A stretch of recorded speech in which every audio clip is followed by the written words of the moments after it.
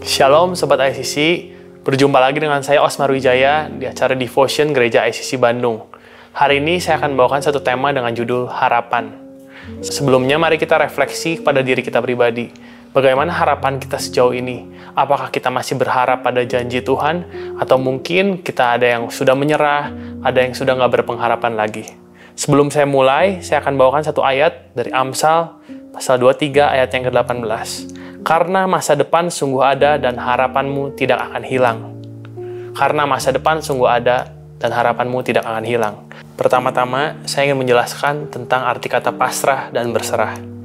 Pasrah adalah keadaan di mana kita ikut arus, tidak melakukan apa-apa, tidak berharap, diam, dan pasif.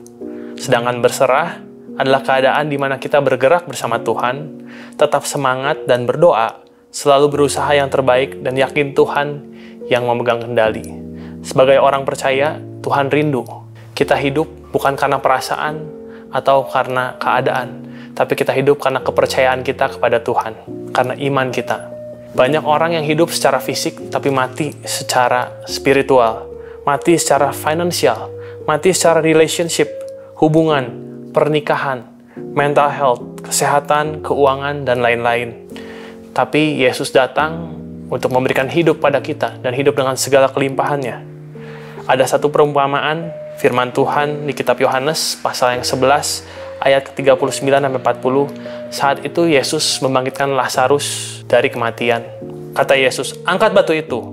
Marta, saudara orang yang meninggal itu, berkata kepadanya, "Tuhan, ia sudah berbau sebab sudah 4 hari dia mati."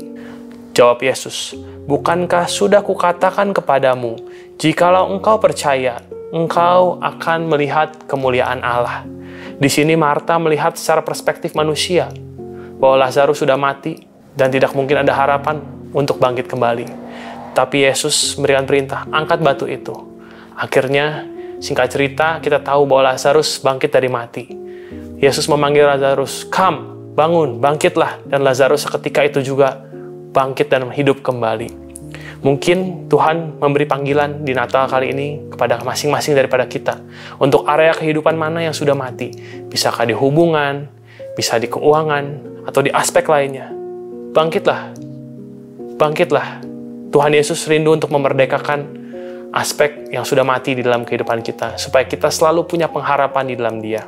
Bagaimana supaya kita selalu punya pengharapan yang kokoh di dalam Tuhan? Ada 5 step yang akan saya bahas hari ini. Bagaimana supaya kita selalu punya pengharapan yang kokoh di dalam Tuhan? Ada 5 step yang akan saya bahas hari ini. Yang pertama, datang kembali kepada Dia secara jujur dan terbuka. Firman Tuhan di kitab Matius pasal yang ke-11 ayat yang ke-28. "Marilah kepadaku, semua yang letih lesu dan berbeban berat. Aku akan memberi kelegaan kepadamu." Tuhan selalu menerima kita dengan tangan terbuka. Dia rindu kita kembali kepadanya. Yang kedua, dibentuk menjadi seorang murid. Murid adalah seseorang yang mau dibentuk, seseorang yang mau belajar, seseorang yang mau berproses dan berubah lebih baik dari waktu ke waktu. Murid juga merupakan seseorang yang membayar harga untuk mengikut Tuhan. Kita diselamatkan oleh karena kasih karunia melalui iman. By grace through faith, bukan karena kebaikan kita, tapi karena kemurahan Tuhan. Tuhan bilang, datanglah apa adanya.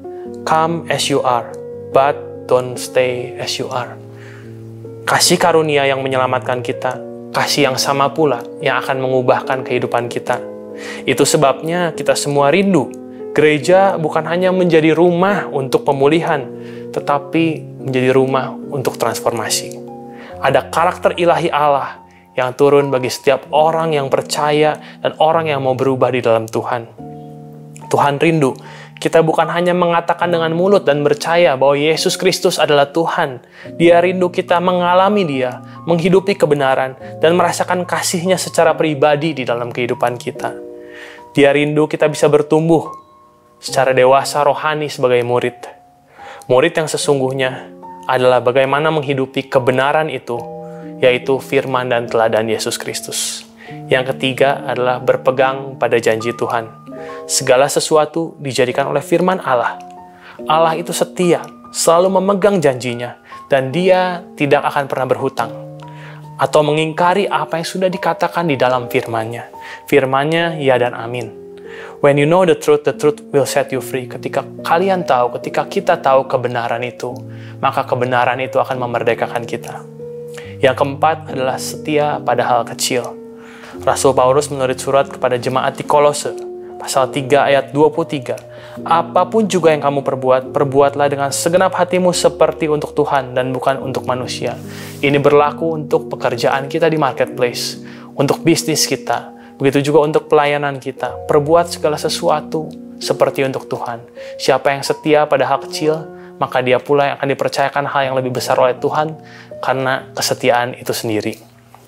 Yang kelima, terus mengutamakan dan mengandalkan Tuhan. Kita Matius pasal yang ke-6, ayat yang ke-33.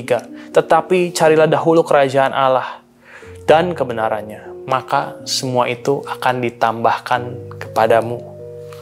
Kemudian kitab Yohanes pasal yang ke-15, ayat yang ke-5. Yesus berkata, Akulah pokok anggur dan kamulah ranting-rantingnya. Barang siapa tinggal di dalam aku dan aku di dalam dia, ia berbuah banyak.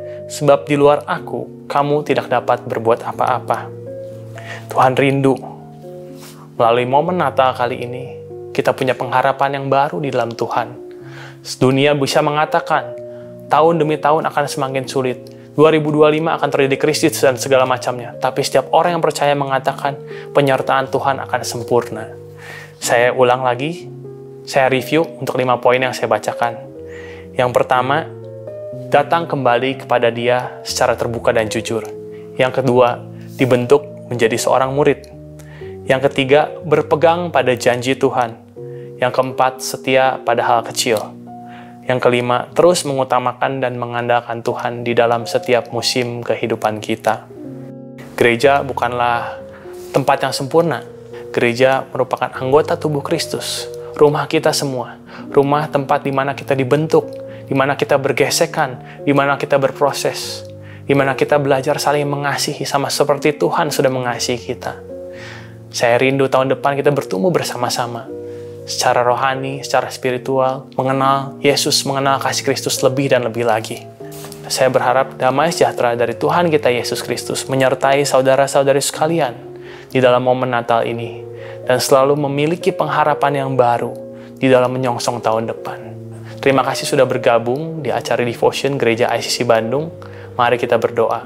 Tuhan, terima kasih untuk penyertaan-Mu dari awal tahun hingga akhir tahun ini. Terima kasih untuk semua kebaikan-Mu di dalam kehidupan kami. Ampuni setiap kesalahan dan dosa-dosa kami.